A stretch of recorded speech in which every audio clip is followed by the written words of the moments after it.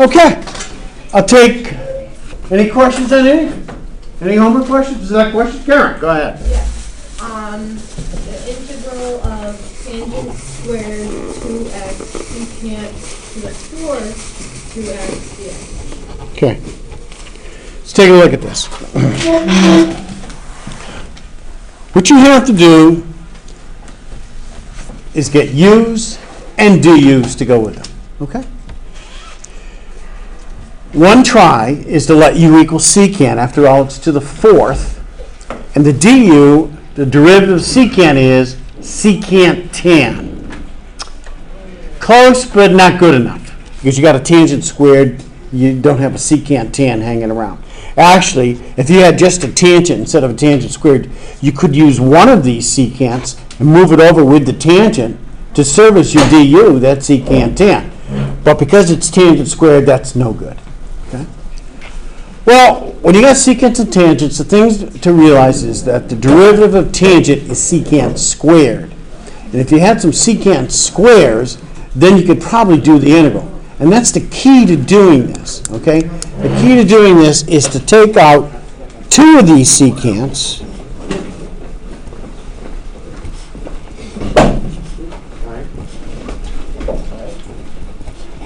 Okay.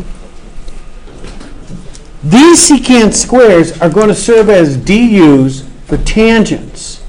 Well, you've got some tangents here, but you also have secant squared. But what you should realize is you can always take secant squares and change them into tangents. It's a Pythagorean identity. So, what we're going to do, tangent squared, secant squared is tangent squared plus 1. We're going to keep that other secant squared because it's going to serve as our du. Multiply this out.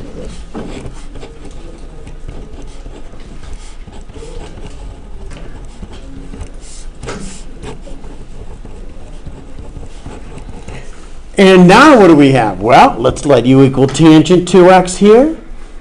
The du would be secant squared 2x times 2. We're going to have to multiply by 2 as well. But the point is, you got u, hey, come on. You got u as tangent here and u as tangent here. The secant squared will serve as your du. Multiply by 2. Multiply by 1/2. And now what do we have? We have 1/2 u to the fourth plus u squared du. This is your du. Okay? The derivative of tangent is secant squared. And now you have 2u to the n forms.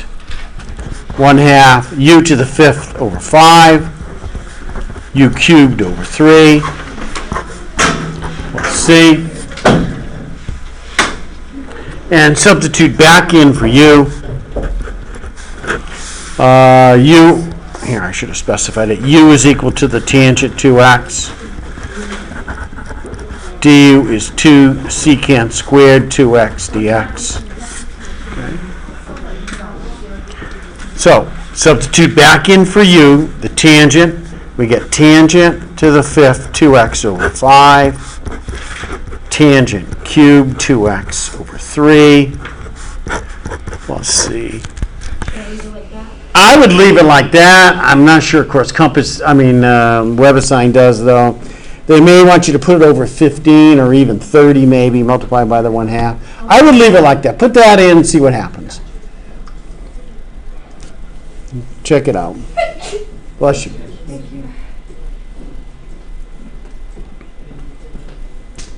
Hey.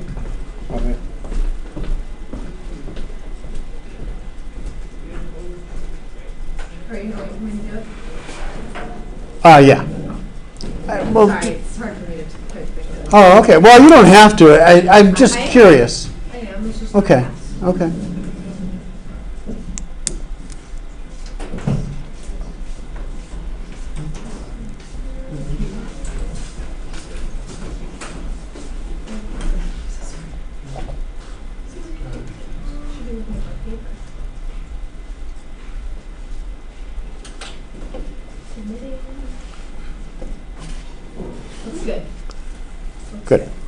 Yeah, that should be okay. But the key here is, what you're always looking for when doing integrals is a u and a du to go with it, okay? And with the trig ones especially, that's why it's very important that you know the derivatives of those trig forms. You have to know those derivatives in order to do the integrals. All right, any other questions on homework? Anything at all? Okay, I'm going on. Moving on. All right, I have a decent idea as to a test too. We're going to do partial fractions today. We'll do that one topic. It's pretty long. We'll do that today. Then we have a couple of other topics to do. Improper integrals, and L'Hopital's rule. But they're pretty simple.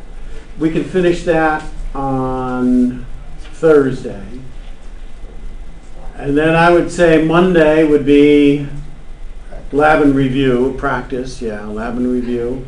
And then next Thursday, Monday works out for you, right, Devin? Yeah, Monday and the test. And then, but then the test is. I can do it like I did last time, Thursday. Yeah, that's fine. Okay, that's fine, that's good. Okay, so we're gonna finish up on Thursday. And then Monday will be a lab and review, and next Thursday will be your test. So it's a week from Thursday. Okay, that's like April 6th or something. I don't know what it is. Yeah, I think it's around that somewhere. 7th could be April 7th. Okay. Something like that. That leaves us one chapter to go. Sequences and series. It'll take us a few weeks to do, and it works out pretty well. We'll have a little bit of time in the end to practice for the final and the review, and that's the way it should be. Okay? So it should work out just right. Okay, let's go on. Okay.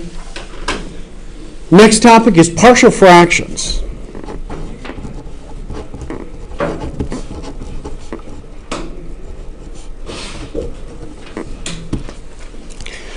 And I'm going to start this topic by doing an integral with a trig substitution, okay? So, well, let's do this. Hey, let's do this integral. Okay. Let's do this integral. 1 over x squared minus 1 dx. I'm going to do this with a trig substitution. That's what we did last time. We ended up with trig substitutions. Please note, in its present form, this is an integral that we cannot do. Okay. If it had been x squared plus 1, it's an inverse tangent. We could do it.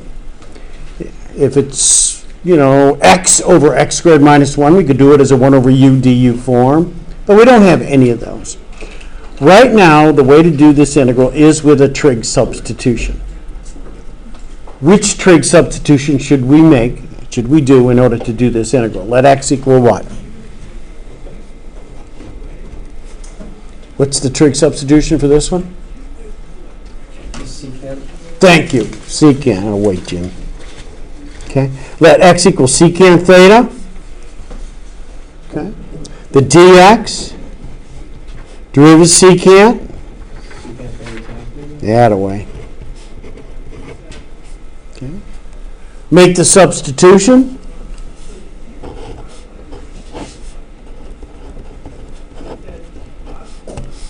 Dx is secant theta, tan theta, d theta. What's secant squared minus 1 equal to? Tangent squared.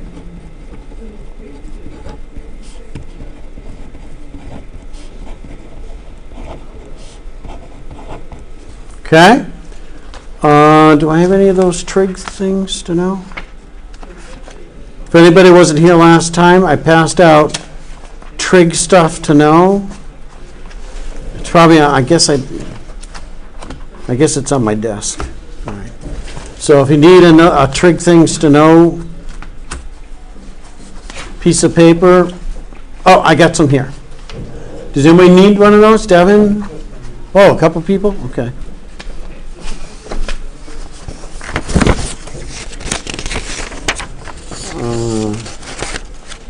Who needs them? Chris?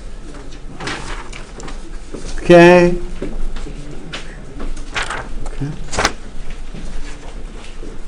It's trick things to know. These are things you should know. Before you take Calc 1 is when you should know these things, okay? All right. Anyhow, secant squared minus 1, tangent squared. Well, clearly we can knock out some tangents. We're left with this.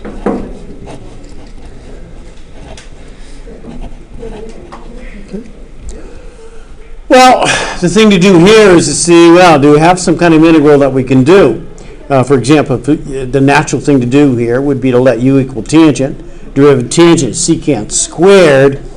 We've got a secant, not a secant squared. Doesn't look good.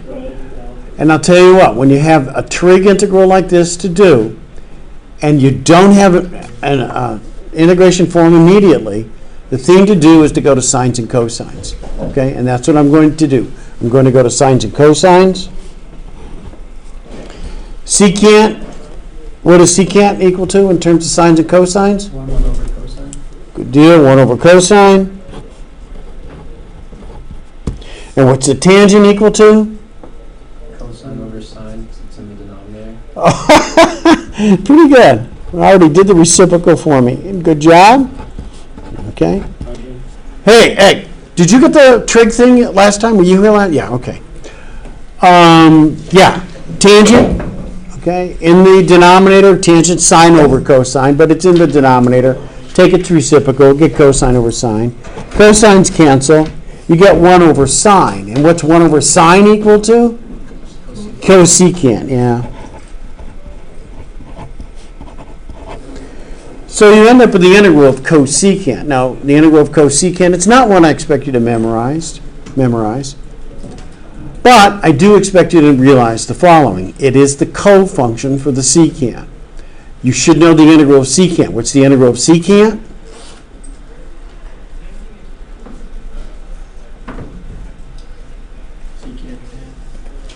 That's the derivative of secant. No. The integral of secant, it's a little obscure. We proved it, though. We did it. It's the natural log of the absolute value of secant plus tangent. It is obscure, but it does come up every so often. Remember how we derived it? I had to multiply numerator and denominator by secant plus tangent, okay? And then you end up with a 1 over u du form. It's the natural log of secant plus tan. Therefore, the integral of cosecant, its co-function, is going to be the opposite of natural log of absolute value of cosecant. You replace the trig functions with their co-functions, plus cotangent. Okay? The integral of secant is the natural log absolute value of secant plus tan. The integral of cosecant, its co-function, is the opposite of natural log absolute value cosecant plus cotangent. You replace the trig functions with their co-functions. Okay? Plus c. Well, I got to tell you, this is really bad form because what happened? We started with x's and here we are in thetas. Okay? And that's not good. We should get back to x's. How the heck are we going to get back to x's here? What do you do to get back to x's typically in these trig substitutions? Put into the right triangle. You bet. Sam, you're right there, man. Thank you. Oh, gee. That was the pen's fault. That was not my fault, that thing there. Okay? Call this angle theta. X is the secant of theta. The secant of theta is the reciprocal of cosine. Cosine of theta is the adjacent over the hypotenuse. Secant of theta is the hypotenuse over the adjacent. Hypotenuse over the adjacent. We will make it x so that the secant of this angle is x. Is everybody with me? Some people are, and some people aren't. Okay. Everybody okay with this? Dan, how you doing? Okay. Now, solve for the other leg. What's the other leg in this right triangle? square root of x squared minus 1. Thank you. That away. Thank you. Once you do that, okay, you can solve for any of the trig functions, in particular cosecants and cotangents. Let's do it. Cosecant is the reciprocal of sine. The sine is the adjacent over the hypotenuse. The cosecant is the hypotenuse. I don't know if I said that right. And now that I think about what I said, I pointed here, but I said adjacent, I think. Okay, let's do this again. Cosecant is reciprocal of sine. The sine is the opposite over the hypotenuse. The cosecant, therefore, is the hypotenuse over the opposite. Okay. Plus cotangent. The cotangent is the reciprocal of tangent. The tangent is opposite over adjacent. Cotangent is adjacent over opposite.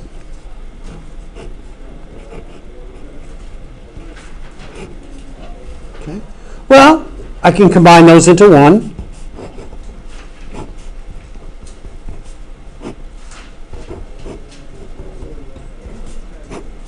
Okay.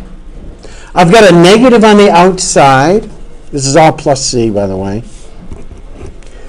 I can take that negative one on the outside and bring it up as an exponent and take the reciprocal. Okay.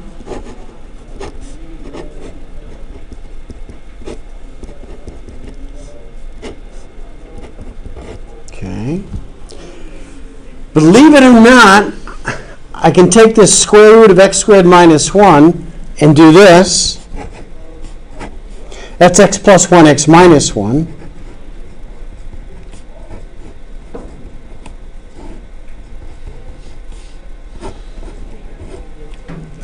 Okay.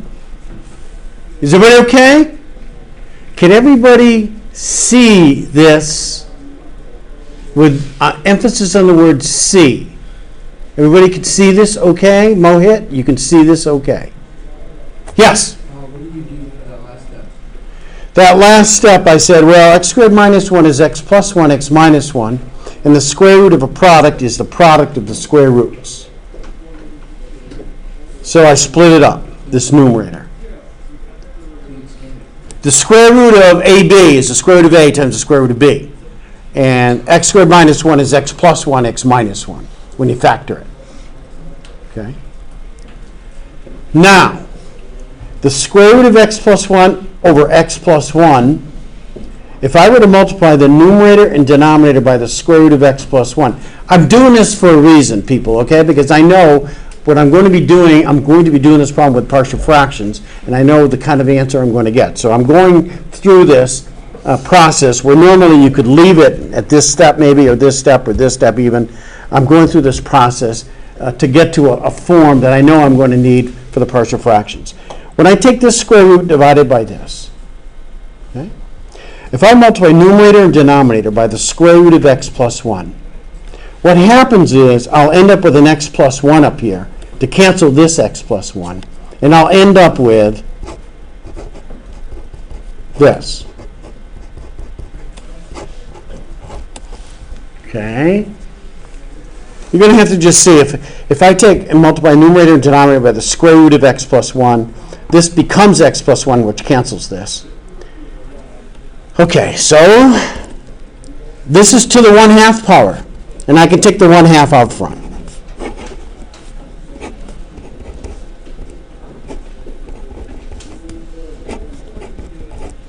Okay? This is to the 1/2, bring the 1/2 out front. And finally, I want to do one more step, believe it or not. I want to do this. The natural log of a quotient is the difference of the logs. Did we distribute the negative sign? Say that again. Did we distribute the negative outside of the This negative, I brought it up front as an exponent. Okay. And then that enabled me to take the reciprocal. Okay? So I have the natural log of the numerator minus the natural log of the denominator. That's the form I wanted. Okay? I don't know. Hopefully that all makes sense. It's just the algebra stuff. Okay? Natural log stuff. Okay? Okay, is everybody okay with that? Check it out. See if it makes some sense. Hopefully it makes some sense. What's that? What's that? Okay, Carolina, you all set? Okay. Alrighty, here we go. I'm going to do this integral a totally different way. Okay? A totally different way now. Let's take a look at that integral.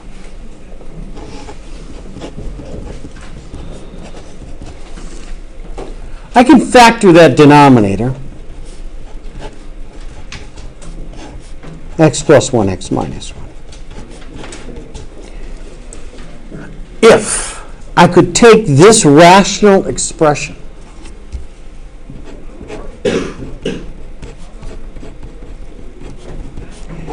and resolve it into its constituent parts, into two fractions like this,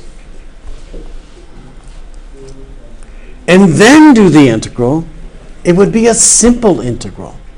After all, if I could find a constant a over x plus 1 and a constant b over x minus 1, so that the sum of those two fractions is equal to this fraction, instead of having to do this integral, I could do this integral. This integral is very simple. It's 2 1 over u du forms. It's real easy. The question is, can I find such an a and a b? Well, I'm going to give you the long way first, and then I'm going to give you what I modestly call the Burns superfast method, okay? But first, I'm going to give you the long way first. This is the more general approach. Okay. Here's what I want to do. If I'm going to add these two fractions up in order to get this fraction, I would have to multiply the a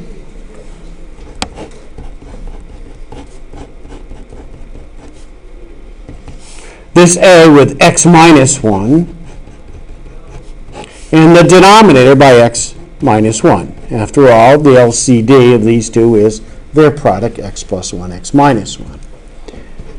The b would have to get multiplied by x plus 1.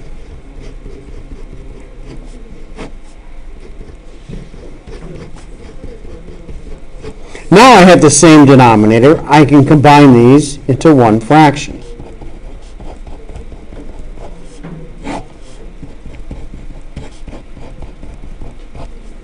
Okay.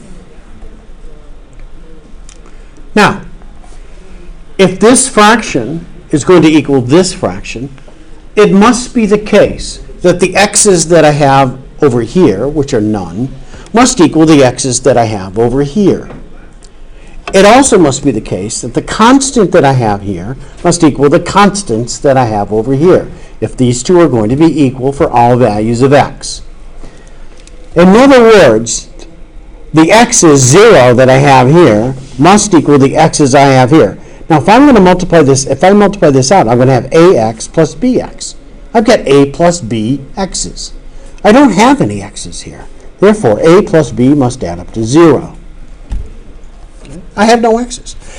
If the original problem had a 7x up here, a plus b would equal what? 7. What? 7. 7. Yeah. Okay? Because that's how many x's I have. ax plus bx, I have a plus b x's. If I had 7 x's here, the a plus b would be 7. But I have no x's. Now, I have a constant 1. My constants that I have over here, when I multiply this out, I have a minus a plus b. Hey, Lewis, how you doing? The constant that I have here is a 1.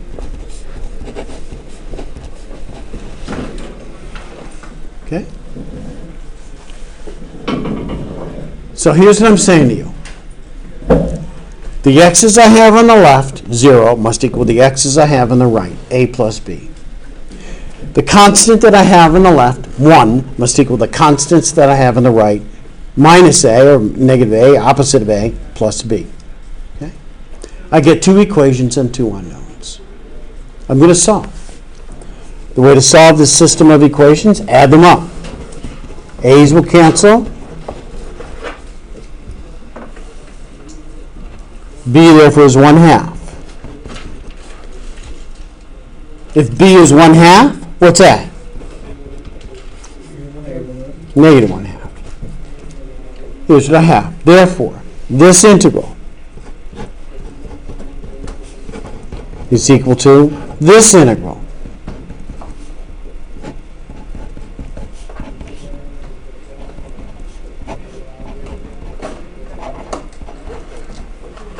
Okay. And I want you to check something out here. If you were to combine these two fractions into one, you'd multiply numerator and denominator here by x minus 1. You'd multiply this numerator and denominator here by x plus 1. And what would happen is the x's would cancel. You'd end up with a 1/2 from here and a 1/2 from here to get a 1 over here. In other words, the sum of these two is indeed equal to 1 over x squared minus 1. Okay?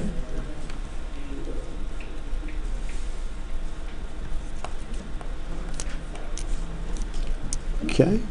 Now, yes, Carolina. How did you get negative A now?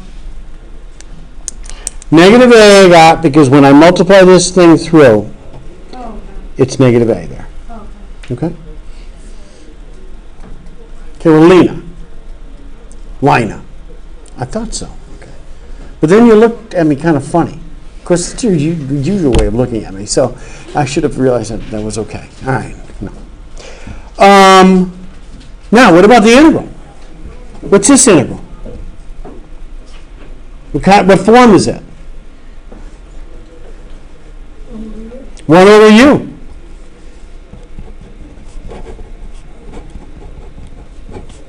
What form is this one? 1 over u.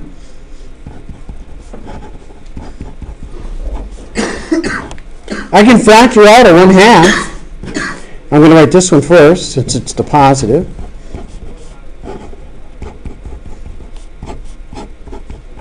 Okay. And I want you to note what I had in the last one.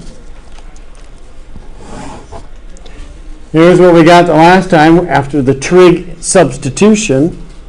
And this is what we get this time with partial fractions. They're identical, as you would expect. Okay? The partial fractions is easier. Almost always, the partial fractions will be easier than trig substitutions. Okay? Almost always. All right? However, there are times when you can't use partial fractions. Namely, when you got square roots and the like, you can't use partial fractions on the thing. Okay? If this had been inside the square root, I couldn't use partial fractions. I couldn't split them up like I did. Okay? There are times when partial fractions can be used and you can't use trig substitutions and vice versa. And there are times when you can use both. Okay? And there are times when you can use neither. All right, that's the long way. Okay? We're going to do the super fast way. Okay? Now, the super fast way demands some concentration. Okay? You have to concentrate. Now, watch this. Here's what I'm doing. I'm taking this and I'm trying to find A and B. Okay, that's what I had to do. That's what I had to do up here. And then what I did in the long way is multiply numerator and denominator by x minus 1, here by x plus 1, and did the whole works. Got 2 equations and 2 unknowns. Okay? The super fast way, you do the following. Now watch this. I'm going to solve for A by doing the following. I'm going to multiply both sides by x plus 1. This x plus 1 is gone. And now I'm going to let x equal negative 1. Okay? I'm multiplying both sides by x plus 1, and I'm going to let x equal negative 1. Negative 1 minus 1 is negative 2. That's what I end up with on the left-hand side. On the right-hand side, what happens? Well, I'm multiplying by x plus 1. This is gone. I've got A sitting there by itself. This B over x minus 1 is going to get multiplied by x plus 1, and then I'm going to let x equal negative 1. What happens to this term after multiplying it by x plus 1 and letting x equal negative 1? It's what? I heard it, I think. Yeah. 0. You get 0. Multiply by x plus 1, let x equal negative 1. That's 0. This is gone. You get a by itself. A is negative 1/2. Okay? I'm going to solve for b. Watch this now. I'm going to solve for b by multiplying both sides by x minus 1 and then letting x equal 1. Okay? This x minus 1 is gone. X plus 1 becomes a 2. I get 1/2. On the right-hand side, I'm multiplying this a over x plus 1 with x minus 1. I'm letting x equal 1. That makes this 0. It's gone. I'm multiplying this by x minus 1. The x minus 1s are gone. I'm left with b.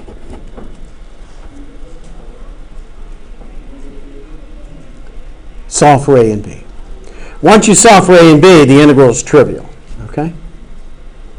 That's the shortcut way. Now, can every one of these problems be solved with the shortcut way? No.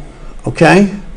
Most of them can, but there are some exceptions, some we can't. The more complicated ones, which I'm going to be showing you later on tonight, 10 or 11 or whatever it is, we'll be doing the more complicated ones. Yes, Karen? I was about to ask if we might be more complicated. That's what you were going to ask? Yeah, right as you said. Wow, really? Wow, we're on the same wavelength here, Karen. Wow, that's pretty good. Okay.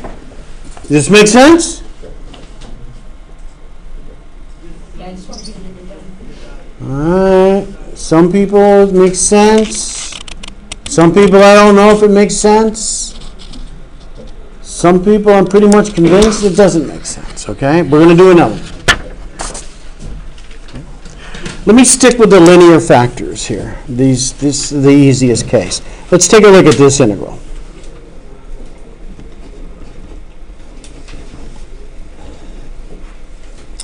Let's take a look at this.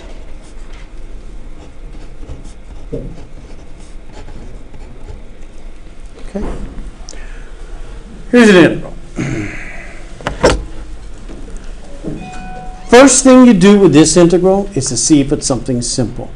First thing to do is to check and see if you let u equal x squared minus x minus 12, do you have the du? And I'll tell you, it's close. If you had a 2x minus 1 up top, you'd have a 1 over u du form, and you could integrate it immediately. Always, every integral that you do, you always check to see if you have one of our integration forms right off the bat before you start doing something else. You check to see if you have something simple. If you don't, you may have to do one of our other methods. Trig substitutions, you may have to do integration by parts, you may have to do partial fractions, you may have to do something else, okay? But always check to see if you have something simple, okay? We just missed with this one here. Okay, how are we going to do this? Well, I notice I can factor that denominator.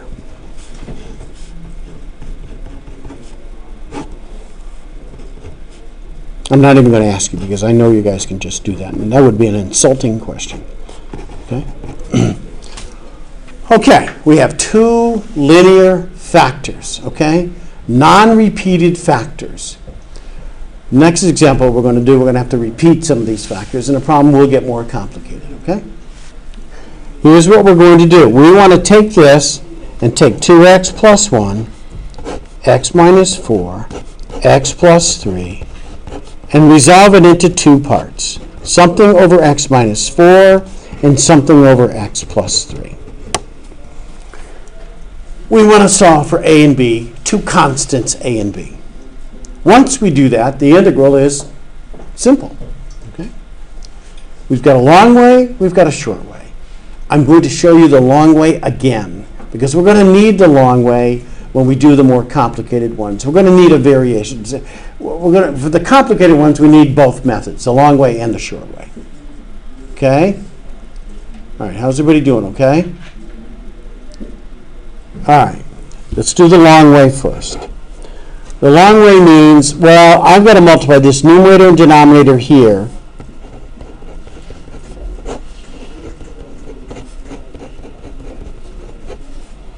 Okay. By what? What do I multiply this numerator and denominator here by in order to get my lowest common denominator? X plus 3. X, what'd you say? Plus 3. X plus 3, thank you, minus. Okay?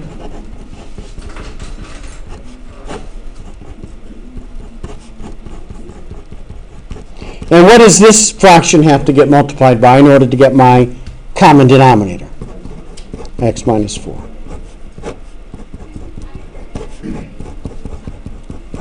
So, what do I have? When I put these together, I'm going to have ax plus 3, a bx minus 4, all over the x minus 4, x plus 3. And please note, when I multiply this out, I'm going to have ax plus 3a plus bx minus 4b. I'm not going to multiply it out, though, because I think you can see that. Okay. Now, my x is on the left. And how many x's do I have on the left? How many? 2, thank you. Is equal to the x's I have on the right. And how many x's do I have on the right? A plus b. Okay, ax and then the bx. My constant over here, 1, is equal to my constant over here. What's my constant over here equal to? What is it? Negative b. No. 3a minus 4b. 3a minus 4b. And wait, Jim. Okay?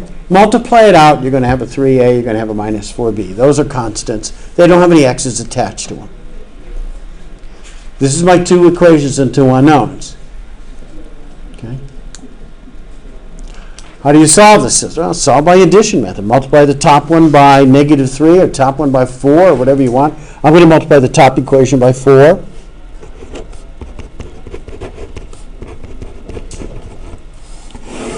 Oh boy. Okay. Well, that's the way it goes sometimes. Add them up. Solve for A. Solve for B. Substitute this back in. Okay, this is 14/7. Subtract the 9/7. That's 5/7. Okay. Put them back into the original, back in here, and integrate each one. So you're integrating 9/7 x minus 4 plus 5/7 x plus 3. And all 1 over u forms. 9/7 natural log x minus 4, 5/7 natural log x plus 3. Okay. Yes, Lewis. Where'd the 8 come from? Where did the what? The 8. 8 came from multiplying this top equation by 4. Oh, okay. Yes. Can you do the part where you had 2 equals a plus b and 1 equals 3a minus 4b? Can you do that again? I got lost. All right, I got 2 equals a plus b because I set my x's, 2 of them on the left, equal to the x's on the right, which were a plus b of them. I have ax here and a bx here. So I have a plus bx's on the right, and that must equal my 2 x's on the left. And on the constants, I have a 1 for a constant, and my constants here are 3a minus 4b. Okay? Okay? Let's do it the fast way.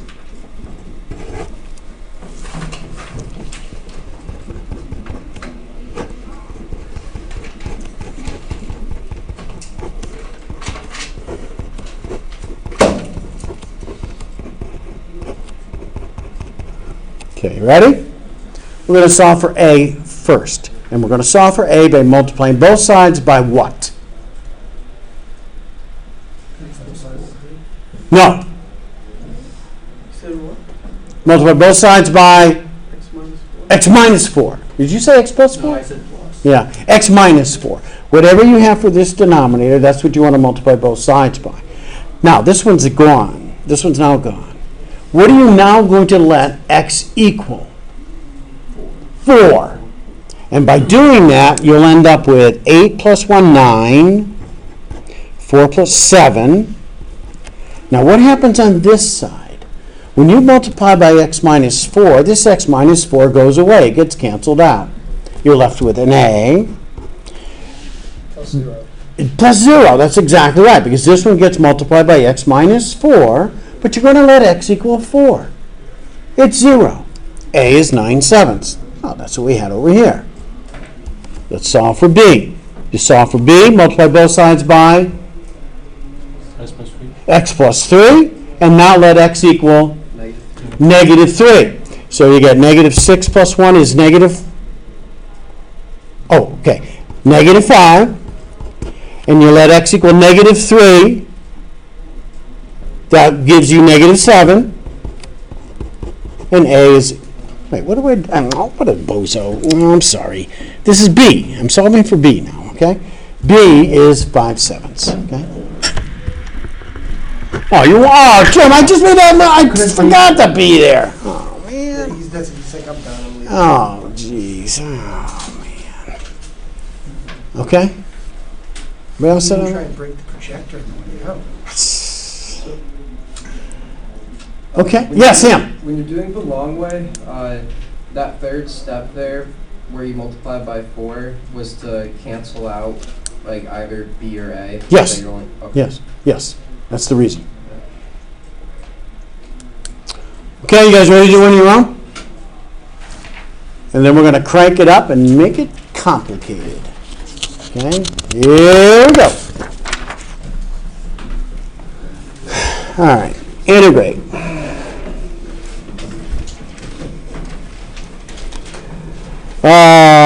X over. How complicated should we make this? Not very? Okay. You froze it. What's that? Somebody hit freeze. Is the remote sitting on that desk right there? This remote? Hit the freeze button again, maybe it don't freeze. So like both his hands are right Oh, there. Hit freeze. Hit the freeze button on the remote. It says freeze. You put it at the projector. no. Oh. No. The one, the remote that says Hitachi. This says freeze. It's got the same freeze as that guy freeze. It's got a little snowflake freeze. Yeah, but I think you need the Hitachi remote.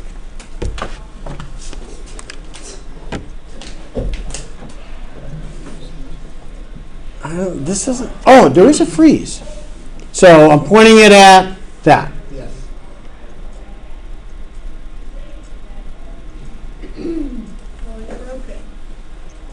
I can do it manually, but there's no guarantee it'll work.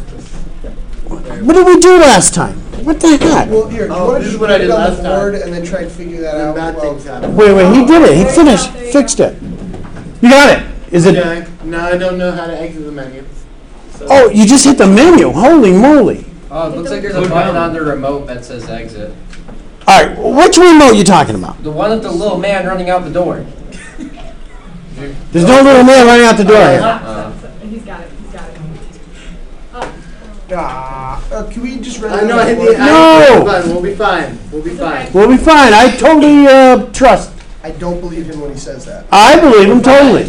We're fine. Not me. That can work that. Okay. Okay. All right. Okay, thank you, Jacob, whatever you did. So that's me when I write and I'm hitting this freeze button. Is that what it is? Why doesn't hitting the freeze button again unfreeze it? It should. Okay, fine, whatever. Okay. All right, you guys are doing it anyways. Go ahead.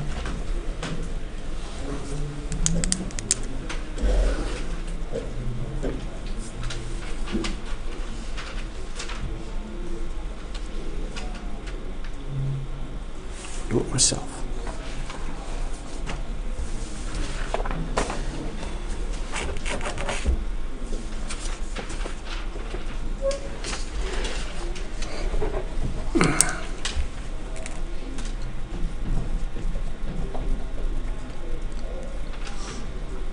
We're doing this long way and the short way? Do it any way you want. We're going to have to use both ways in a minute anyway, so just do any way you want to do it.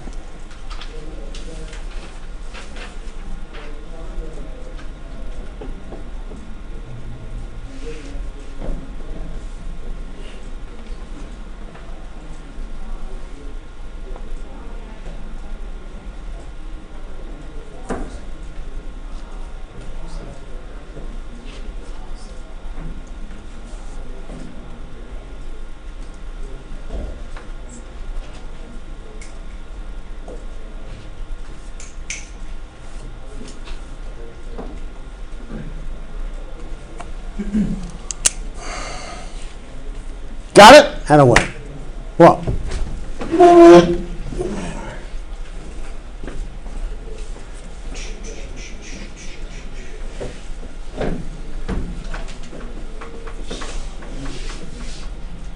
Looks good. Looks perfect. What's wrong with it?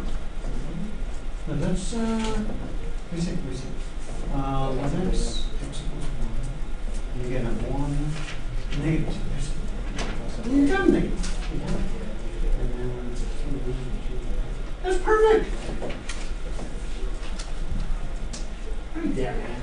Nice job. So you guys start playing yet or what? We have a scrimmage tomorrow, Thursday, and then we'll be opening against Central Cool. next week. Next week, huh? When do you play it? What days? What nights? Any weekday, pretty much.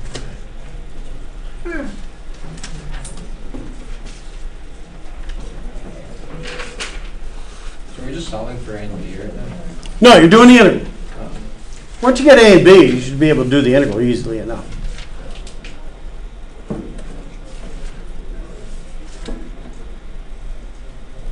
Yeah, I have to know when you're pitching though, because I want to heckle you from the out. No. Yeah. No, I wouldn't do that. Yeah, that's perfect. Now do the integral and then you're done. Nice. This is good.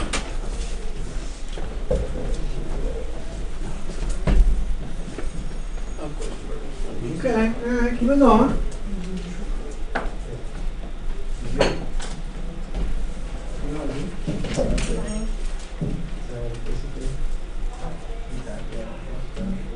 Okay. What's it? What happened down here? I was in the middle of simplifying. Okay, no, you can leave it just like this. Okay. That would be. Okay. There we go. Want me to take this stuff for you? Throw it away? No, I got it. Get it on my way. I just get it on my way out. Okay. How you doing?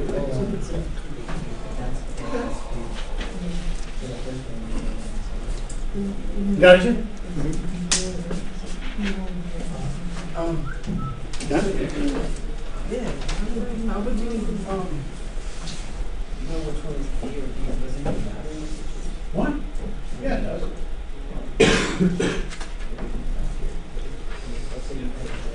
Well, then you still get this. You still get this.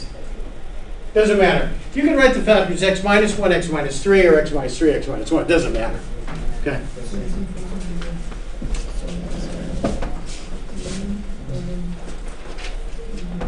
What'd you do with her? What'd you do? Lock her up in a room somewhere? She knew some slavers. It was a good price. Oh, jeez. That's not even.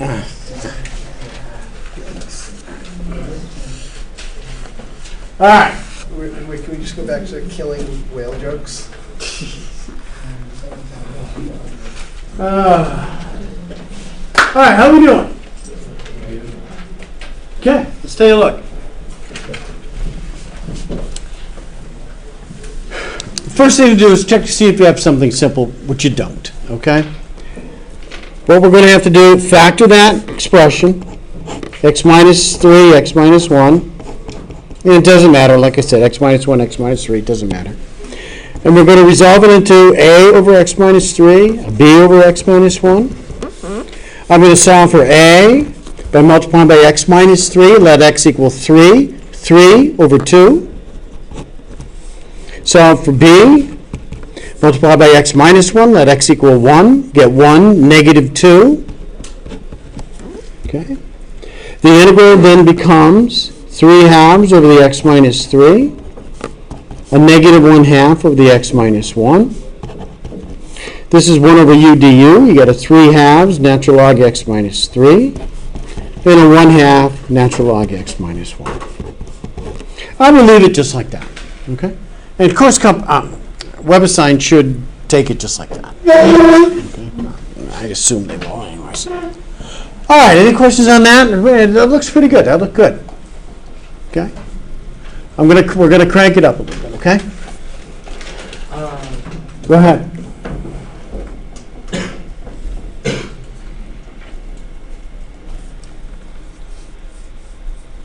So what we've done here, we had 2 linear factors, okay? One way to crank it up would do 3 linear factors. It's certainly possible to have 3 linear factors. Let's suppose we had something like this.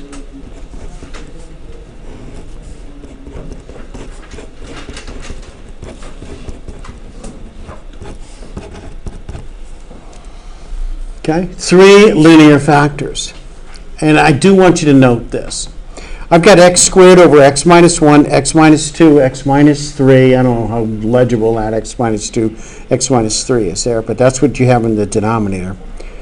If that numerator had been x cubed instead of x squared, it makes a world of difference. Because then what you have to do, what do you think you have to do then? See, you won't be able to solve if you have an x cubed there. Look at, just go back to this one over here. If that were x squared, what do we have? We have ax's. We have bx's. We don't have any x squares on the right-hand side.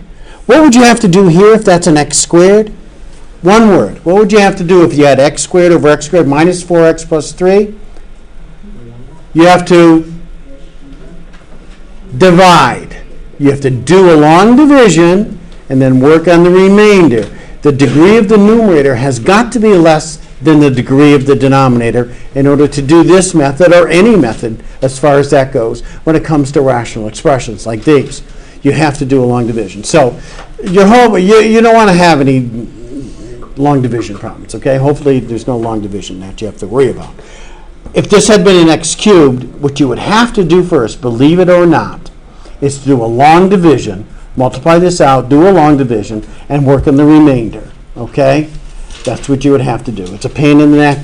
We don't have to do it here, since that degree is less than this.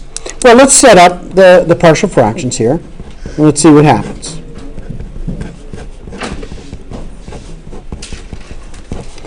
Each of these linear factors gets a constant.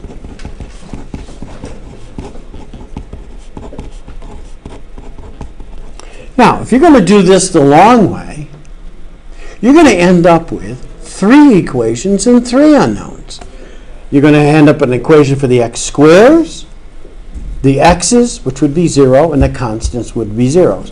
But you'd end up with 3 equations and 3 unknowns, considerably more complicated than 2 equations and 2 unknowns. I mean, you can solve them, of course. Okay, and there's a number of ways of solving. Row reduction on matrices, using determinants, Cramer's rule, use elimination method. There's a whole bunch of ways of doing it. By far, the easier way to do that is to use the shortcut, because it works here fine. How do you solve for a? Multiply both sides by x minus 1, let x equal 1. 1, 1 minus 2, 1 minus 3. What happens over here? The only guy left standing is the a. Okay? Wait, I'm sorry, what did you do to get only the a? I multiplied this side by x minus 1 and then let x equal 1. The x minus 1 here canceled, a is by itself, and everything else goes to 0. Okay, here's what I've done. I've multiplied both sides by x minus 1. When I do that, this x minus 1 here cancels. I'm now going to let x equal 1. I've got 1 squared is 1. 1 minus 2 is negative 1. 1 minus 3 is negative 2. Negative 1 times negative 2 is 2. So I get 1/2 on the left. What happens on the right? I multiply by x minus 1. That x minus 1 is gone. It gets canceled out. I have a by itself. What happens to this b over x minus 2? It's getting multiplied by x minus 1 and let x equal 1. That gives you a 0 here. And what happens here? When you multiply this by x minus 1 and then let x equal 1, it's a 0 there as well. The only thing left standing is the a. Okay. How do you solve for b? Multiply both sides by what? X minus 2 and then let x equal 2. Okay? 4. 2 minus 1 is 1. 2 minus 3 is negative 1. I get negative 4. What happens over here? I don't have to go through this. I know what happens. It's b that's left standing. Okay? You don't have to. That's what it is. It's b. And how do you solve for c? Multiply by x minus 3. Let x equal 3. I'm going to get a 9. I'm going to have 3 minus 1 is 2. 3 minus 2 is 1. And I'm going to have a c over here. So c is 9/2. A is 1/2. B is negative 4. C is 9/2. The integrals are very simple, 1 over u du forms. Okay? How's that look? Okay. And I'm going to tell you, you do this one out the long way, it's going to be considerably more complicated. You end up with 3 equations and 3 unknowns. You can solve it, but it's a lot more time and effort. Okay? You want to do the short way. All right, I'm going to crank it up a little bit more. You ready? Here we go.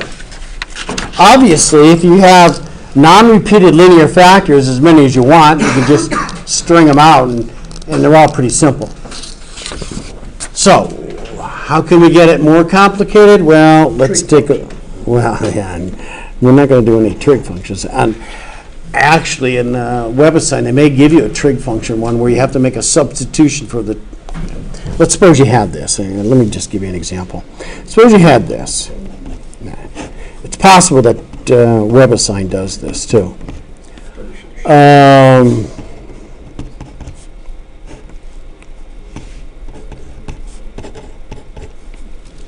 Ew, boy, oh man. Oh, yuck. What should you do here? What should you do in this problem? What's your first step? Well, you could factor. I'm not sure that would be my first step, but you could factor that denominator. It does factor. What's that? Oh, by letting u equal what? What would u be here? Would we substitute squared? No. What would u be? Would it be sine? You bet it is. It's the way. It would be cosine dx. Absolutely. The step to do is to let u equal sine. The du is cosine. Well, that's not too bad, because what do you end up with? 1 over u squared minus 2u minus 15 du. The du being cosine x dx. Well, you can't integrate this right now, but what can you do with this? Now what can you do? Now I would factor it.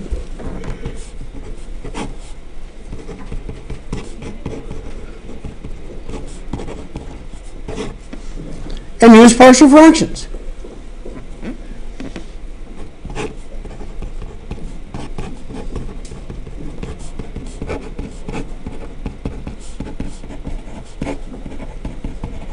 Okay. And you can solve for a, multiply by u minus 5, let u equal 5. Solve for b, multiply by u plus 3, let u equal negative 3.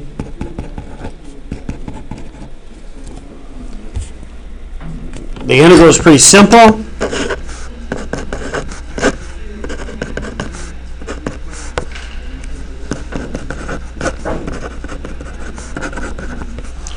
And you end up with two natural log forms.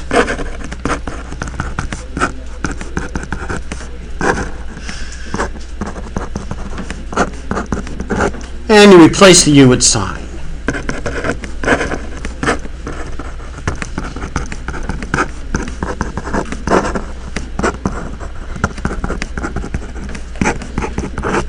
And that's what you would get. Okay. So be aware of that kind of thing. They may throw something like that at you. It's really nothing more than partial fractions again, but with that first step, with that substitution. Okay. So be aware of that. That's a possibility. Same thing happens with e to the x's too. They're apt to do something like that with an e to the x as well. Okay, how we doing? All right, let's crank it up a bit here. Let's suppose we have this.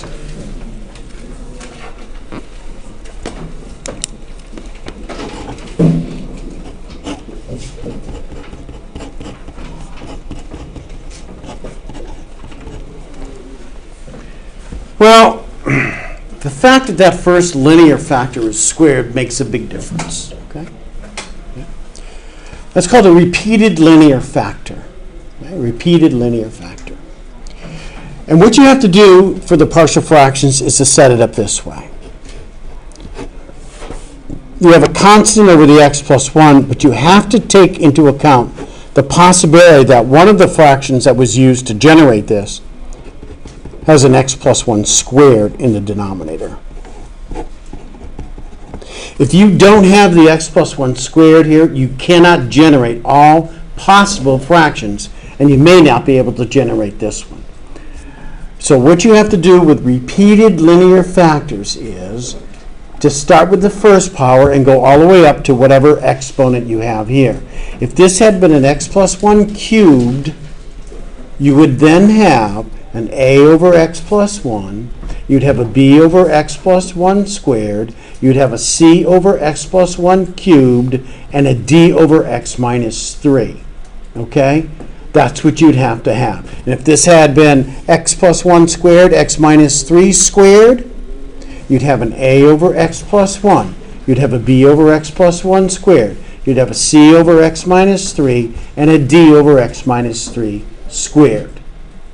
Okay? You start from the first power and work your way up to whatever exponent you have. Okay? Everybody all set on that? Now, let's solve for a, b, and c. And let's see what happens. Well, we try to solve for a. To solve for a, you multiply. Here, let me rewrite it.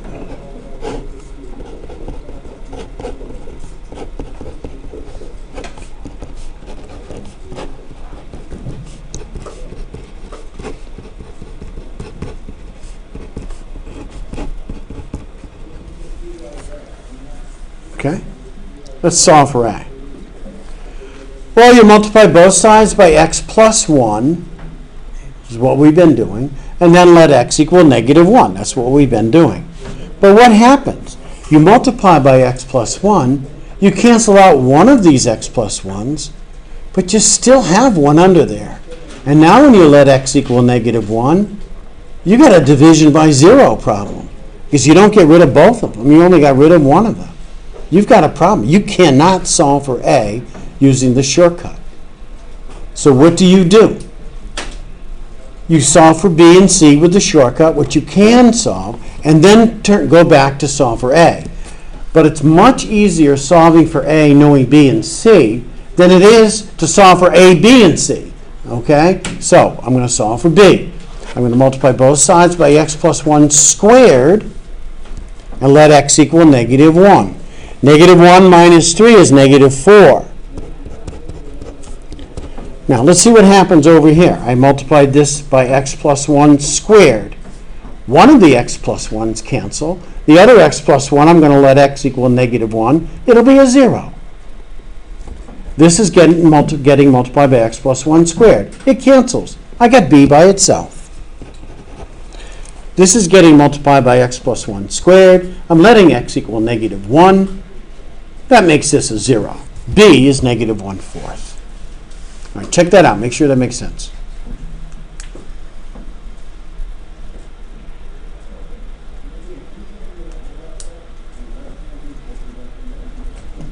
Oh, what are you doing?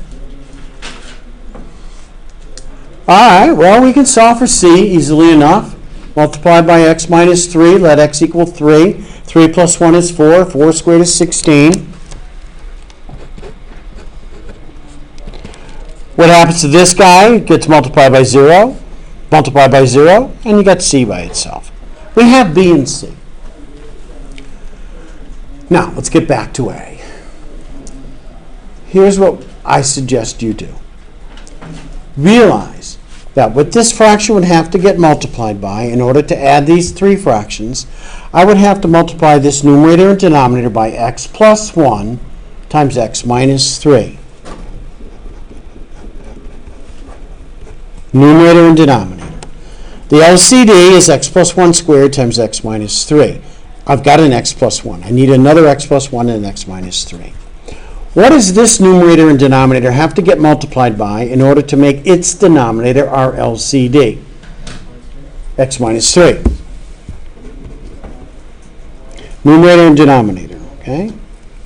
I'm not going to write the denominator, just the numerator is what I'm concerned about. What would this numerator and denominator have to get multiplied by in order to make this denominator the x plus 1 squared times x minus 3? Thank you. Now, watch this, okay? Watch this. When I multiply this out, I'm going to have an ax squared. I don't have any x squares here.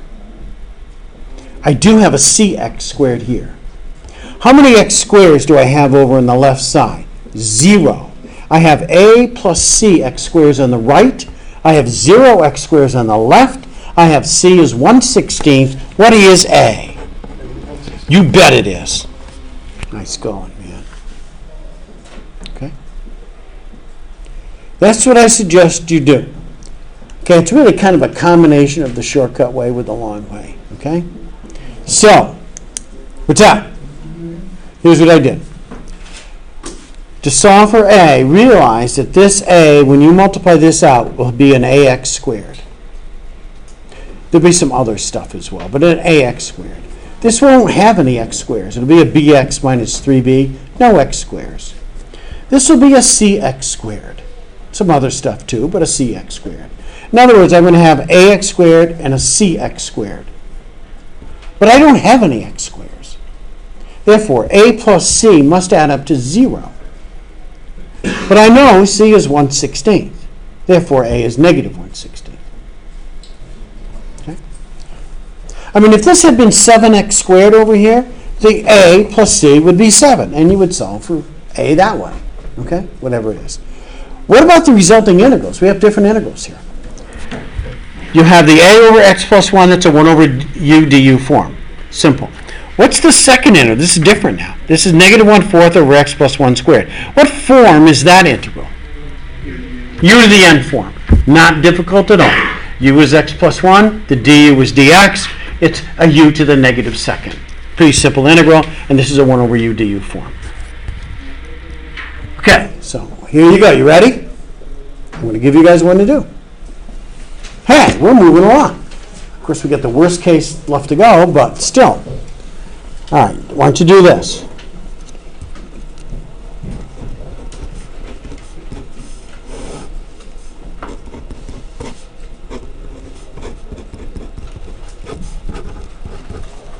Do that integral.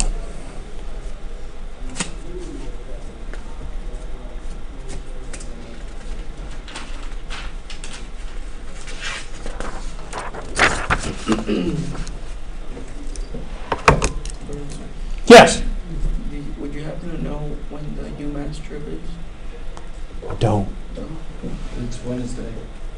Wednesday? Yeah. The one that we was supposed to happen in the fall. I think this is the one, yeah. I heard this, the student going out and seeing it. Yeah, so it's going on this Wednesday. That's why we don't have class. Didn't get the email. Lois, that's not a good thing. You sure? Hmm? You didn't get the email? When I was in the dog class, I got the email. Now that you're not getting them? I don't got the hookup. All right, I'm gonna talk to him. I'm gonna get you back in his good graces. I don't know what you did to him, but I'm going to get you back there, Louis. Okay? I'll talk to him. You talk to him. Okay.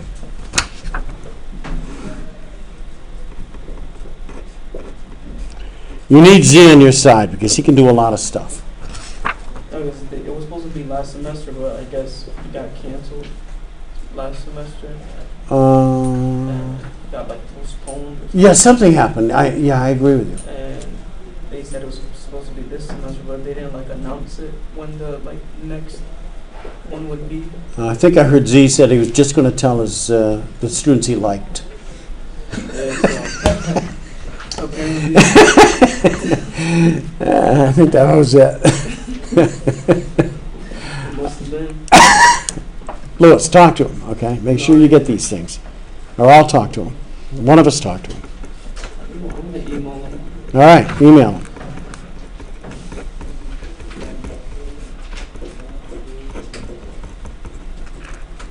Why don't you go right through it? Do the integrals as well. You may as well do the integrals.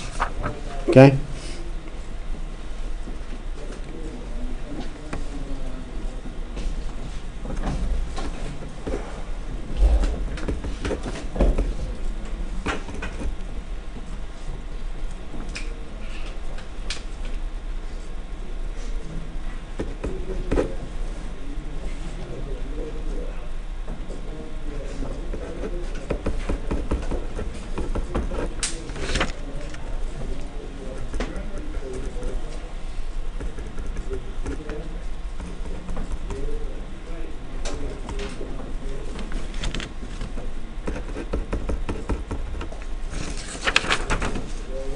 On your test, when I give you these, I'm going to give you 3 problems, 3 partial fraction problems, and the problems are to find the sum of the constants. Okay? So I'm not going to have you do the integrals out, but I want you to give me the sum of the constants. Okay? So you have to find the constants and then add them up to find their sum. That's what it is on the test, just so you know. But right now, I think you should do the integral. And those are the constants. That's ABC. What's that? The constants. Yeah, are ABC. yeah. Yep. The next is just gonna be 3 problems. Is it? On partial fractions. Oh. And then there'll be several trig integrals and trig substitutions and integration by parts. There's 3 integration by parts problems, about 5 or 6 trig integrals, trig substitutions, and then we have some improper integrals to do, and L'Hopital's indeterminate forms to do as well. Yeah, a lot of questions on the next test. Yeah, 97 questions. So this one's longer than the other ones.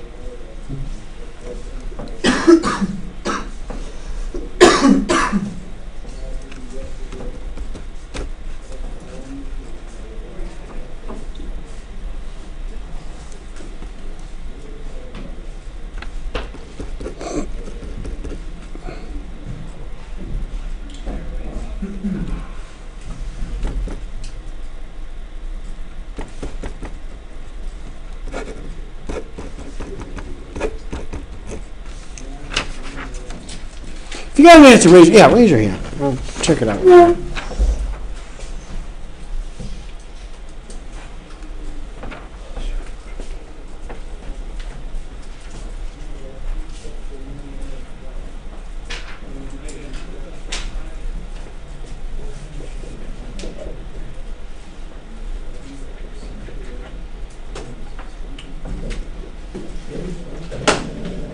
And what you have to do for A is you realize that when you multiply this out and get A squared, you want to C it. So the A plus C is equal to 0.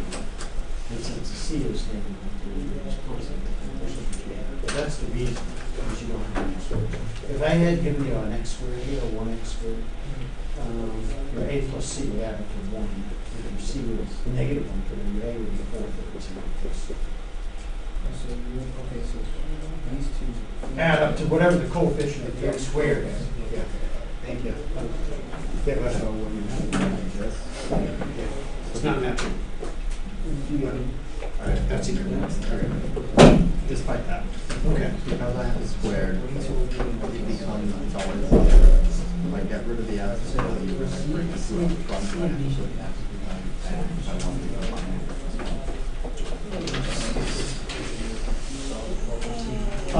Yes, because there's no guarantee that once you take the 2 up front, the x minus 1 is positive. Even the x minus 1 squared is positive. There's no guarantee the x minus 1 is. So yes, you will.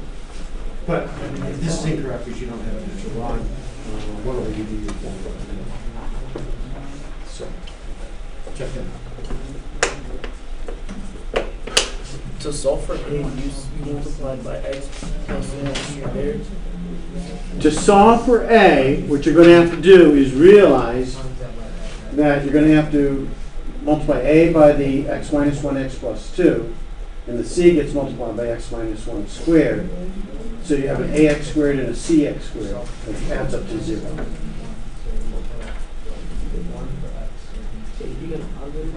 For B. B, I got a positive 1 because I multiplied by x minus 1 squared, let x equal 1. I got 3 over 3, yeah. Where's it at? Wait a second. I get x minus 1 squared x plus 2. That should be an x minus 1 squared. That should be an x minus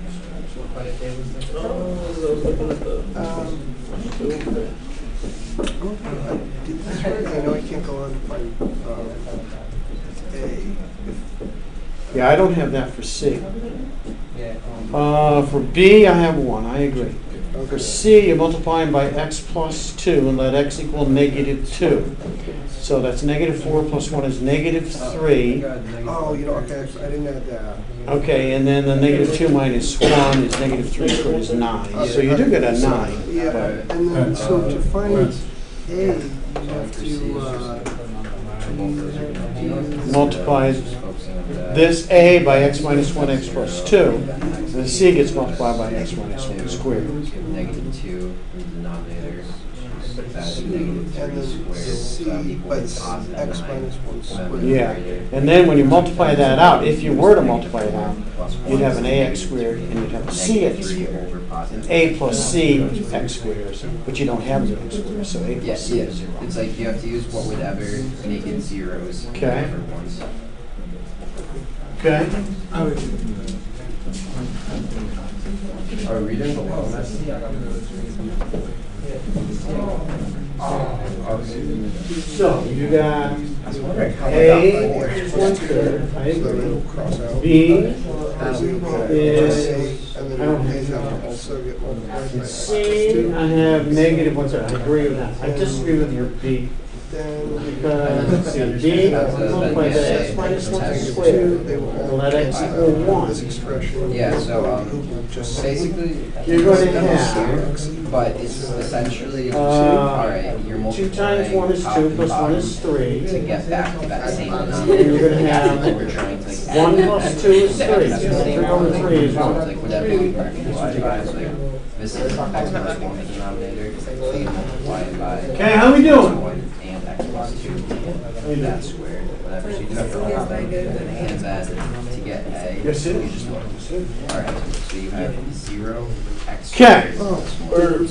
When you like multiply that out, you have 1 x plus 1. Was he talking to you? When you multiply I that was talking to myself. I didn't know it was stupid because of what you said. negative 1. We were like, oh yeah, this is positive, this is So negative. that, So so this- you have 0. Alright, how we doing? This one, which is a, and then 1 and this one. So then you plug in your value for C. So 0 equals I agree with A this. This is plus not cool. negative 1/3. That middle one is not, wait, Gets you that 0. x minus 2. I don't even know where that came from. That's x plus 2. Well, that's x plus 2, and that's your last one. That's this guy. This here is x minus 1 squared, but it's not a natural log form. It's 1 over Did you break UD. your ceiling too? What's that? Did you break your ceiling too? I just noticed it's all messed up. It's cracked over there. You're mad and start throwing calculus books? What happened here? Oh, no, you've been away for 2 minutes. Oh, is that it? It misses. Hello, I'm back. Hit the button. Hit the button. What, the power button? No. Any other button. Hit any other button that will do anything bad. Yeah, it's on the wrong input. Somebody touched it. Wait. Shift the thread, I guess. Did it turn off? Yeah, I think. I'll restart. What does it care if I've been away too long for? I don't think that's it. I don't think it's like motion sensor. Well, it's because that went to sleep. All hands in the projector. Wow. Jacob, you're awesome. No, just keep hitting the input button. That's all I'm doing. You didn't have to tell me that. You could have lied and said, while I'm up there, I'm fixing circuits and rearranging the resistors and doing it. All right, well, whatever. Retransmogrify the flux. Yeah, that's right. A flush capacitor. Yeah, that's right. I would have believed you. All right. Okay, that's what I did. Okay, let's take a look at this. All right.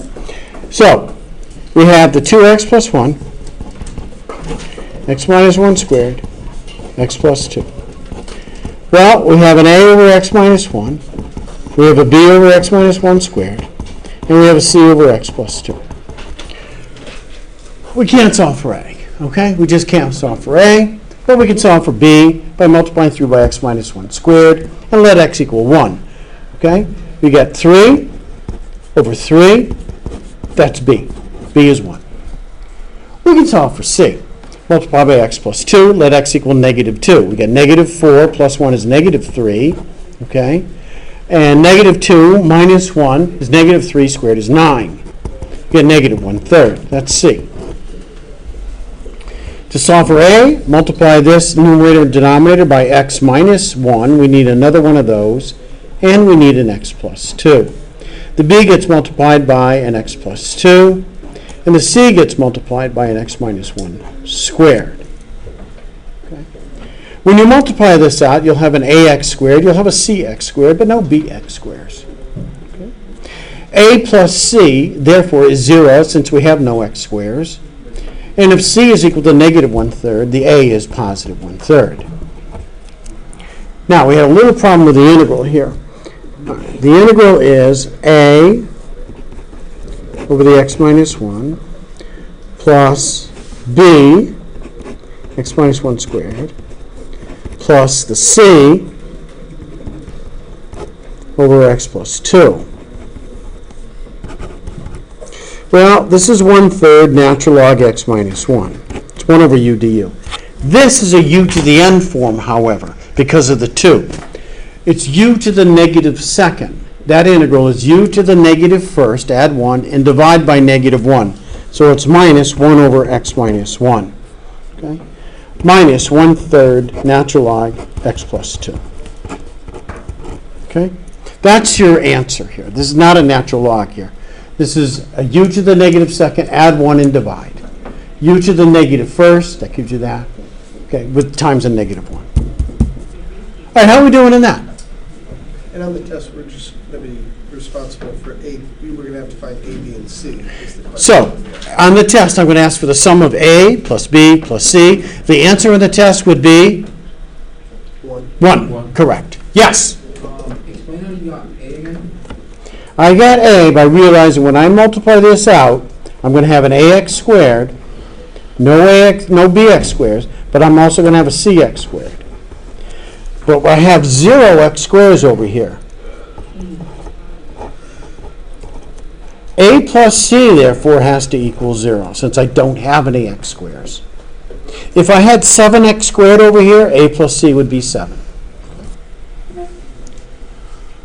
Okay, you ready to crank it up a little bit more? Say that again? Are you ready to crank it up a little bit more? The one before that. The one before that was still, you ready to, no. The 7, what'd you say? If I had 7x squared, A plus C would be 7. Because that's how many x squares I have on the right. And it has to equal the x squares I have on the left. Okay? Okay, now we're going for the last case. There's 3 cases with partial fractions, and we're doing the last case now. And that's this one.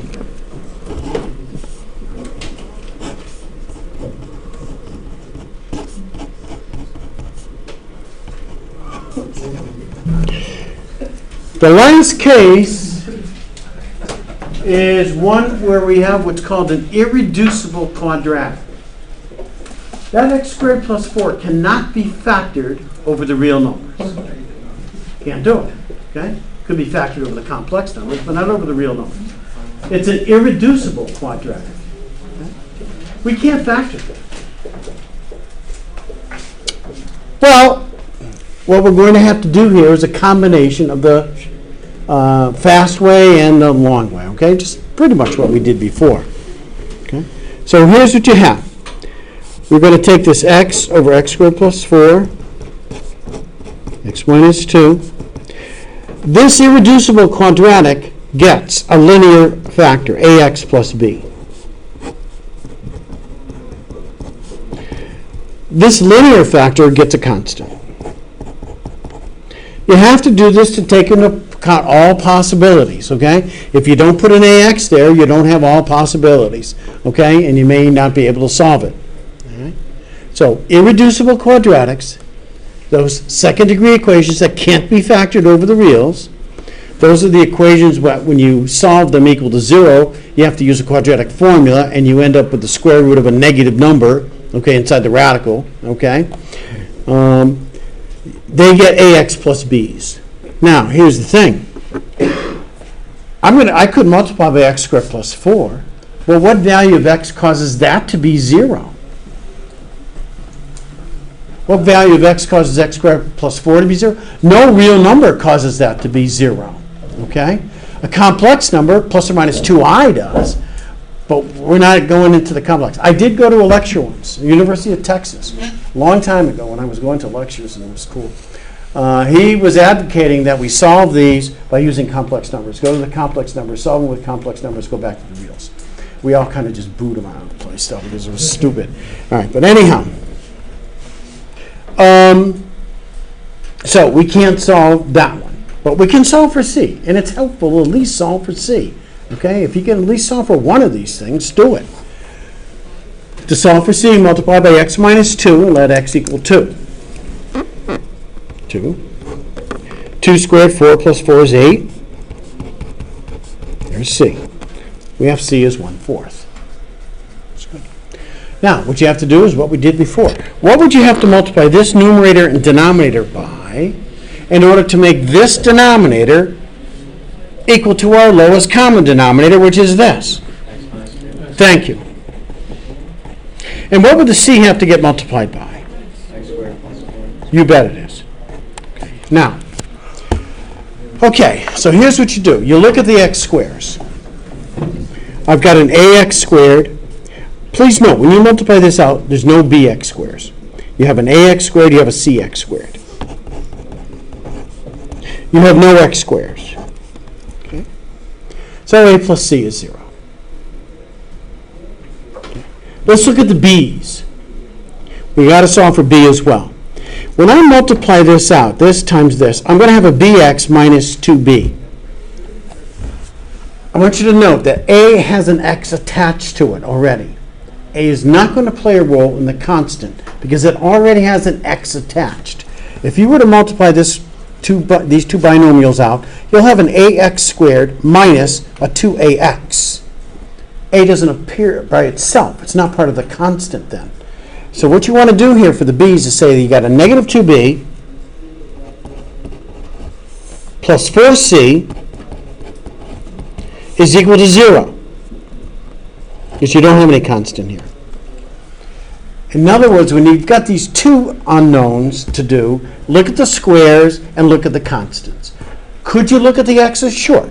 But it's a little bit more complicated. Well, you don't have any x's here, so it wouldn't be too bad to look at the x's and set it equal to the 1x. We know c is 1/4. What's a? Thank you. And what's b? If c is, I don't know what it is. Okay, you're ahead of me now. That's a 1. That's a negative 1. So it's equal to, what'd you say, 1/2? Good job. All right, that's equal to 1/2. Everybody see what I'm saying there? Okay. So, the resulting integral. Now, these are different integrals here we have. So now we have this integral. A negative 1/4 x plus b 1/2 over the x squared plus 4 plus c 1/4 over the x minus 2. And what you're going to do is split this up into two integrals.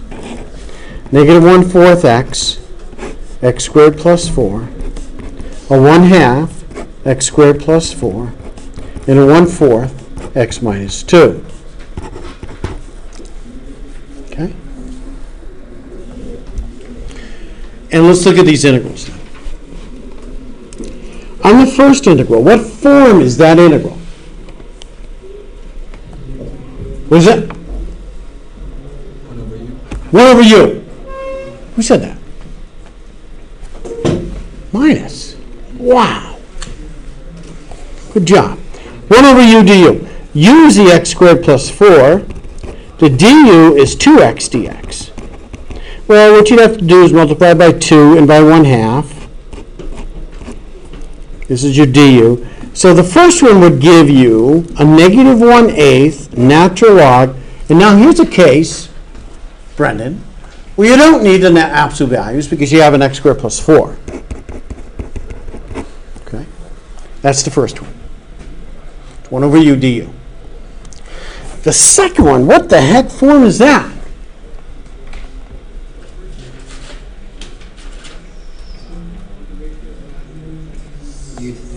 No. You inverse tangent, arctangent. And if you don't remember that, you could use a tangent substitution, believe it or not. And the tangent substitution, let x equal 2 tan theta, would work, and you'd eventually get arctan, or inverse tangent. Okay? So this is 1/2. Inverse, all right, it's a squared plus u squared. A is 2. Okay? So you remember what happened there? It's 1 over a, arctan, inverse tangent, u over a. Ooh, I don't know if you're going to remember that, but that's what it is, okay? That's that form we had. You have to look it up, okay? It's this integral. And this is 1 over a, inverse tangent, u over a plus c. And that's what we got here. So be careful with that. If you can't remember it, a trig substitution would work. That x equal 2 tangent theta is what it would have to be for your trig substitution. Okay, 2 tangent theta. So when you square it, you get 4 tangent squared. Take the 4 out front, tangent squared plus 1, secant squared, find the dx. You're better off remembering inverse tangent form, okay? But trig substitution does work. Plus, and this was just natural log.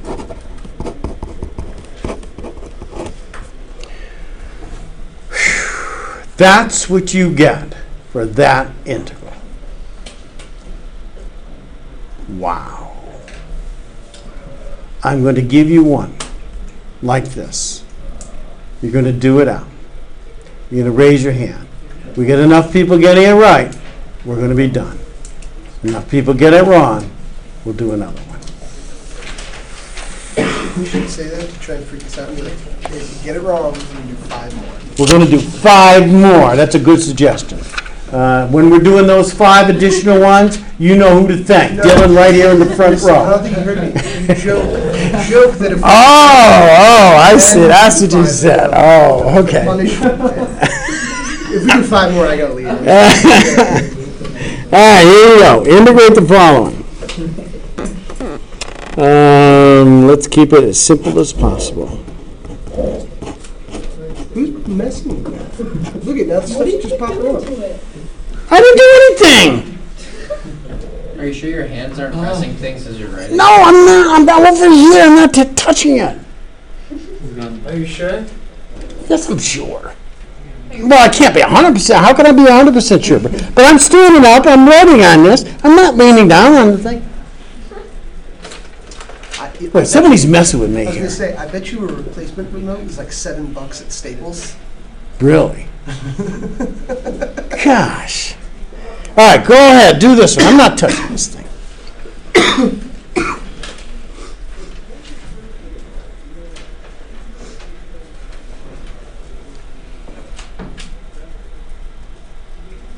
Wow. All right, I got to do it myself.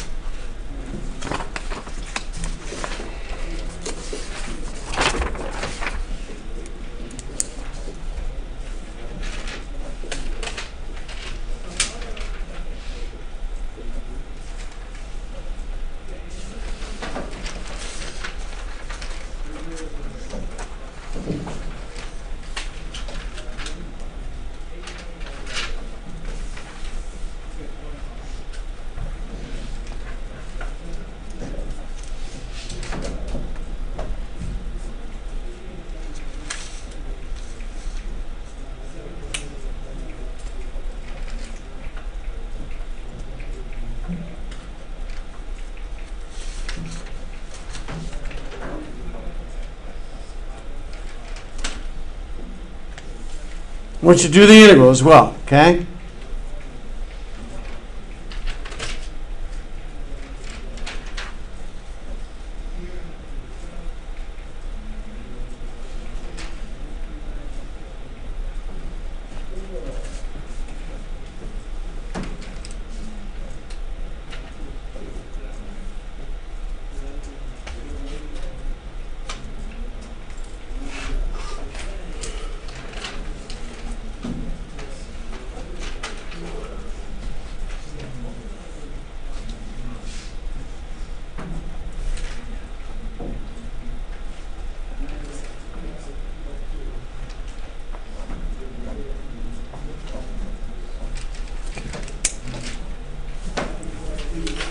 If you have an answer, raise your hand.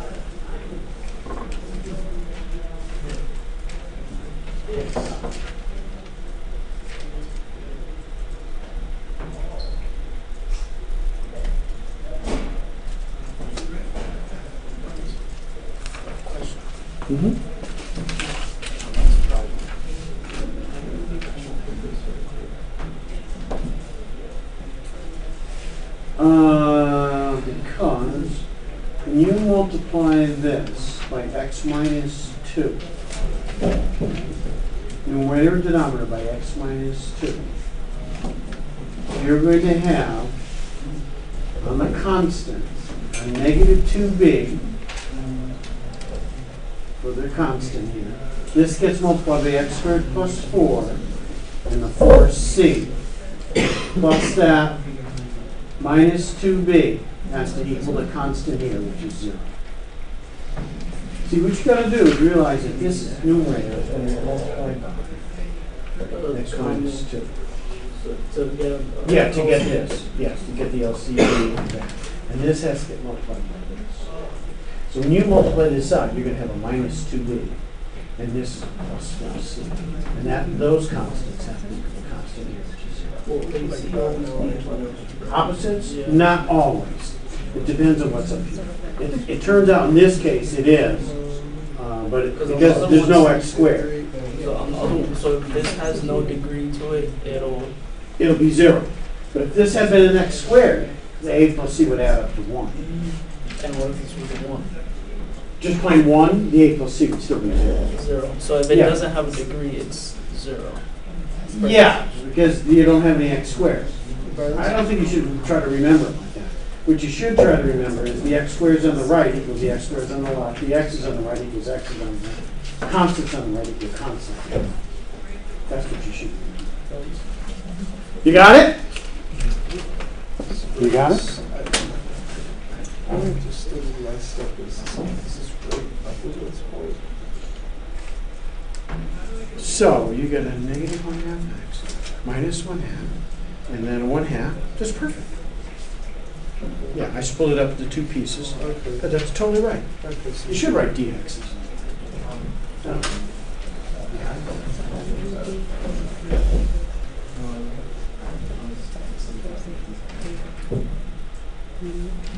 Perfect. Wow, there's one. Oh, so I didn't put in that one. Right, yeah, it's No, it's not on. Then solve. Whoa, what? Huh? 1 for the constant, I'll just say. Equals 1. X, AX, you don't get a constant, because A is attached to the X, so you don't have to worry about A. Well, because I had a negative b plus c, there's my constant, equals 1. Your constants for C is just positive C. Yeah. 1C minus 1B, it's negative B. And then you plug in your value Okay. of C. It's, So it's 1 equals Okay. 1C minus 1B. 1 Okay. equals 1/2. you can get c because of the short. So Yeah, I know B C. would then have to be negative A and 1. b.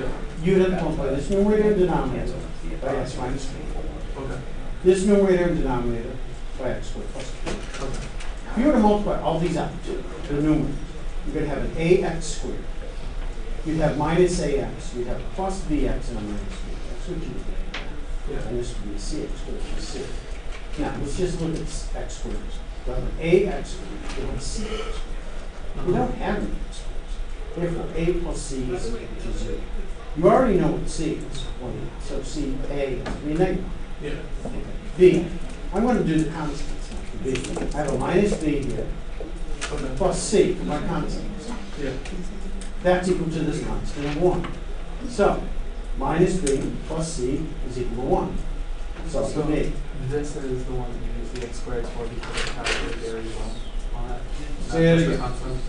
Yeah, yeah, This is the constants. Yeah. You use the constants. This yeah, is the variables. yeah, You use the yeah, variables. Who else? You need some more of them. Fairburns. That's We need more. I already heard all the answers. What? You said everything out loud. You eavesdrop? What?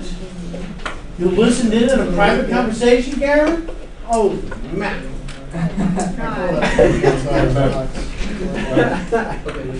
Yikes. Wow. That's perfect. Who else? Pretty good.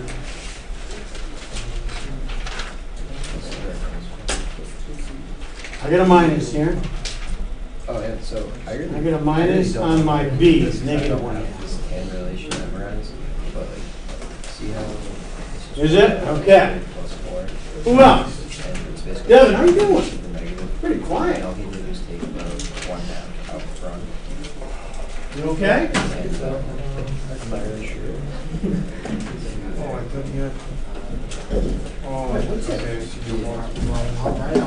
Yeah, so. That is a I'm not really mistake. sure how That is nothing. I didn't think it was. I think 1/2 out front. Yeah, everything else is For perfect. this one, it became a 1/4. How you got it? Show me. You got it? Chris? No? Just took the 1/2 out front. It's like the same exact setup. So What are you doing? I'm not really sure. C is 1/2. That's it. You're not getting A and B. I'm gonna do it out. So with this, with this, you multiply Negative both 1/2. that, right? So those would be basically It's, you could have both of them be the same. Windshield. They're both negative 1/2. This can be done, you just have to do it. Yeah. That's what I'm getting at. Well, no, he just checked mine, that's right. Yeah, I would, yeah, I guess, huh? Negative 1/2. Yeah, you would. Yeah. That is a crazy one. But yeah, you do. That's it. It's a combination of one way joke. Because you'd have an A over x minus 1 and a B over x minus 1 squared. You could solve for the B, then you'd have to solve for the A. It's not that bad. So, where did I put it? Right there. Put it there. Yeah, but I didn't do it right at No. first. 8. Oh, I did. Oh, this is right. That's right? Yeah, you could solve for the B by multiplying by x minus 1 squared and let x equal 1. X is 1, you get negative 3. B would be the B negative 3. Now, you'd have to solve for A by multiplying, you'd have to multiply by x minus 1. Now, when you multiply this out, this has to get multiplied by. So when you multiply this out, you're going to have an AX, you're not going to have a B. So A, then you have 2 over this, that's a natural log. You have the B negative 3 over that, that's a natural log. So you can do a really good. Yeah. No, it would be natural log. It's 1 over, it's u to the negative 7, so add 1 and divide. So you'd end up, you know what I mean? Yeah, yeah. Okay, with me on that? Yep, all good. Thank you.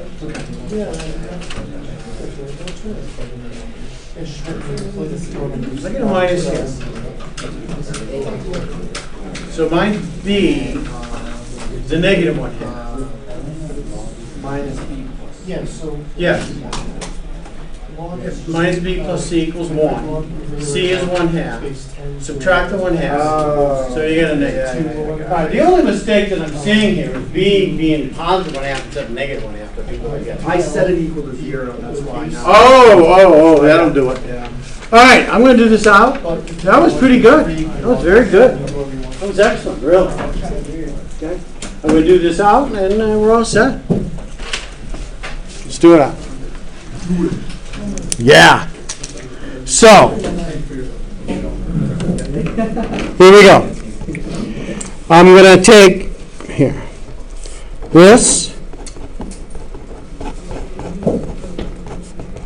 The irreducible quadratic, it's a linear factor, a linear term, ax plus b.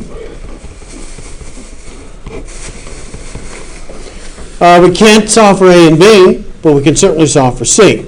Multiply it through by x minus 1, and let x equal 1. 1 squared, 1 plus 1 is 2. You get 1/2 is c. Let's solve for a and b. Realize that this gets multiplied by an x minus 1. This would get multiplied by an x squared plus 1. Well, if I multiply this out, I see I'm going to have an ax squared, no bx squared, but I also am going to have a cx squared, and that equals 0, because I have 0 x squares over there. And if c is 1/2, that tells me that a is negative 1/2. To solve for b, if you multiply this out, you're going to get a minus b, or the opposite of b, and then plus a c. I'm looking at the constants now, okay? This b and this c. I don't even bother with the a because it already has an x attached to it, which means it doesn't play a role in determining the constants, okay? And that equals 1, the constant that I have. And since c is 1/2, subtract the 1/2, multiply by negative 1. Okay? So, the integral becomes the integral of ax plus b over x squared plus 1 plus c over x minus 1. I would split this up into 2 integrals. Let's go down here.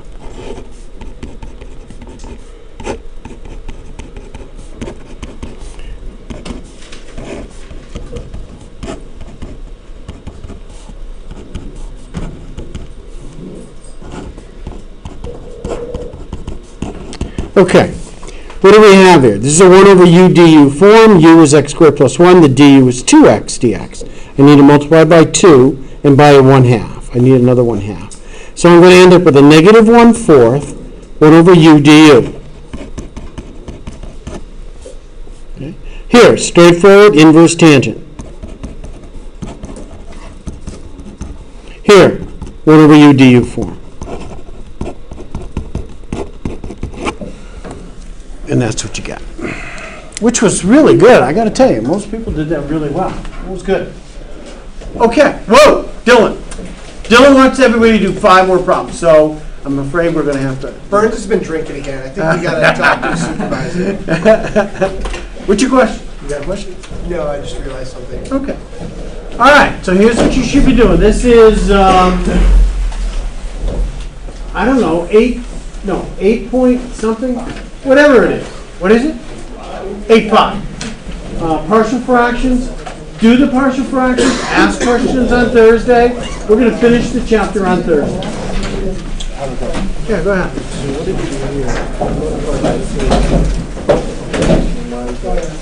Because if you let u equal x squared plus 1, the du was 2x dx. I had an x up here. There's an x up here. Okay? So I need 2x. So I multiply by 2 and by another 1/2, which will give me the negative 1. Okay? Yes, it is. Larry Burns. See him. They want to know how many people are going. What was it? Your chess ID thing? Burns what? 20? What? For chess.com. 28. 28, okay. Burns, 28. Thank you. So u equal t to the 6. This is square root, this is square root of. Just go to, there's a 6 through, yeah, but I'm going to let u equal this thing. Okay. Du is 6t squared, t to the 5th. I have a t to the 5th, but I need 6 of it. So I'm going to multiply by 1 and 6 and by 6. Because you're doing it so that you can. Yeah, but it's not a legitimate mechanical engineering program. It's just an engineering program. That's what I have right now. So what I have is 1 and 6, and then I go up, u.